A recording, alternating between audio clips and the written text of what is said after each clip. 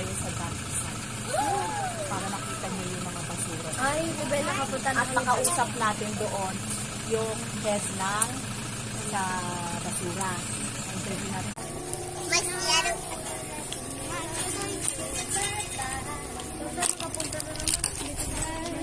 Pero dapat no, basta malaking tulong po kapag halimbawa hiwalay na talaga siya, Opo. di ba? Pero kaya hindi na namin makokontrol kasi yung mga taga-trap Talaga. nagpangalakal sa binubuhos lang kaya nahihirapan din kami. Kaya sino yung mga nangako na maghiwalay na ng kanilang mga ano?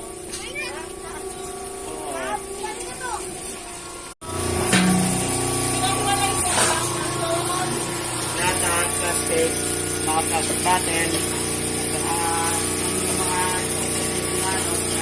wala din namin. tapos sinadala to. So, manilala. Wala, kami na mga sasyan talaga. Government naman ito. Depende doon. Yung mga diaper, yung mga takip, hindi na bacteria, Hindi mo kayo parang red? Red? Is red parang sinusulit-sulit? yung iba naman yun, yung iba yung mga takip na bacteria talaga, yung ginigiling. Ginigiling mo talaga. Opo, kaya ginagawan din na ako.